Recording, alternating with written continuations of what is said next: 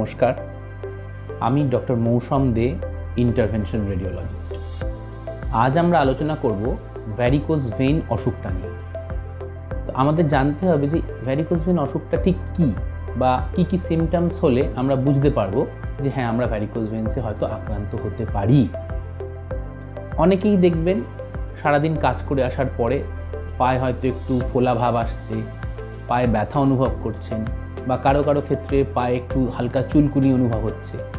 এই সিমটমসগুলোকে কিন্তু কখনো নেগলেক্ট করা চলবে না, কারণ এগুলো হয়তো আপনার ভ্যারিকোজ ভেইনসের খুব আর্লি সিমটমস।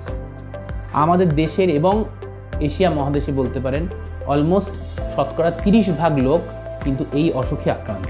ভ্যারিকোজ ভেইন অসুখটা বলতে আমরা প্রথমেই বুঝি পায়ে জড়ানো মোটা মোটা শিরা, কিন্তু অ্যাকচুয়ালি অসুখটা কিন্তু শুধুমাত্র এটা নয়। ভ্যারিকোজ ভেইন একটা বিশাল বড় সমস্যা, তার অনেক রকম স্পেকট্রাম, অনেক রকম প্রেজেন্টেশন, মানে অনেকভাবে আপনি এই অসুখটাকে দেখতে পারেন। তো স্টেজ 1 বা সব থেকে আর্লি প্রেজেন্টেশন কি না, স্পাইডার ভেইনস। নামটা থেকেই বোঝা যাচ্ছে মাকড়সার জালের মতো সরু সরু শিরা পায়ে দেখা যেতে শুরু করে। এই সময় পেশেন্টের কিন্তু খুব একটা অসুবিধা হয় না, মানে পায়ে ভারী ভাব, ব্যথা, জ্বালা সেগুলো কিন্তু হয় না। তাহলে সমস্যা কি না, ভ্যারিকোজ ভেইনস মানেটা কি আমাদের বুঝতে হবে। যে এই যে শিরাগুলো পায়ের থেকে রক্তটা হার্টে ফেরত নিয়ে যাচ্ছে, এই শিরার মধ্যে কিছু ভালভস থাকে যাতে রক্তটা হার্টের দিকে যায়, উল্টো দিকে না আসে। এই ভালভগুলো খারাপ হওয়ার ফলে কি হয়, রক্তটা উল্টো দিকে ফ্লো করে, তখনই ভ্যারিকোজ ভেইনের সূত্রপাত। তো যখনই এই ঘটনাটা ঘটে তখনই কিন্তু প্রথম স্পাইডার ভেইনসগুলি অ্যাপিয়ার করে। এটাকে আমরা বলি স্টেজ 1। স্টেজ 2 হলো ভ্যারিকোজ ভেইন, যেটা আপনারা সকলেই জানেন, অনেকটাই পরিচিত। রাস্তাঘাটে বন্ধুবান্ধব অনেকেরই পায়ে দেখবেন জড়ানো মোটা মোটা শিরা, যেটাকে আমরা বলি ভ্যারিকোজ ভেইন। কমনলি সব মানুষ চেনে। এই সময় হয়তো পায়ে একটু ব্যথা বা চুলকুনি ভাব অনুভব করেন অনেকে। এরপরে স্টেজ হলো স্টেজ 3।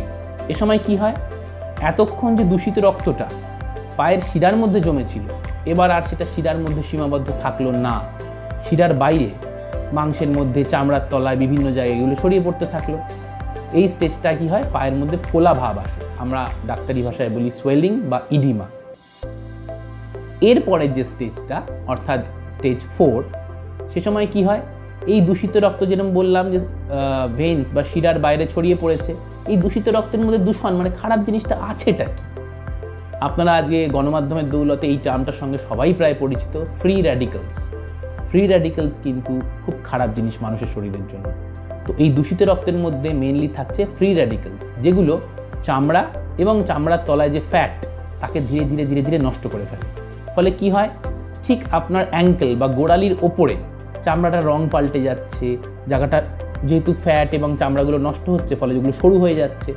এটাকে ডাক্তারি ভাষায় বলে ইনভার্টেড কোক বটল অ্যাপিয়ারেন্স। মানে একটা কোকোকোলার বটলকে যদি আপনি উল্টো করে ধরেন, উল্টো করে রাখেন, তলাটা সরু, ওপরটা মোটা, পাটাও অনেকটা ওরকম হয়ে যেতে শুরু করে, যে পায়ের তলার দিকটা একদম সরু, ওপরে এসে কাফ মাসেলের কাছটা একটু মোটা।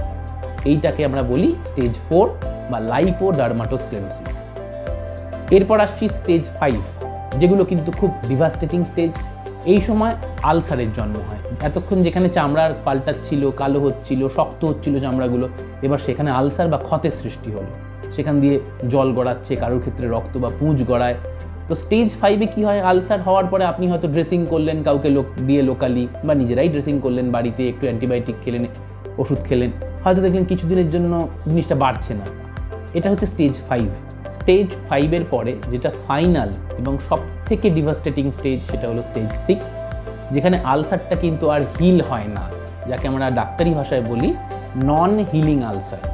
ব্যাপারটা কি, এই অবস্থায় আপনি যে ট্রিটমেন্টই করুন, সেটা লেজার হতে পারে, স্ক্লেরোথেরাপি, আরএফএ, মাইক্রোওয়েভ, ভেনাসিল, যত মডার্ন ট্রিটমেন্টই করুন, এই আলসার থেকে ফিরে আসা কিন্তু অনেক সময় সাপেক্ষ, সবার ক্ষেত্রে আসেও না, এবং স্কিনের ওই জায়গাগুলো সারা জীবনের জন্য দাগ হয়ে থাকে, এই সমস্যাগুলো থাকে।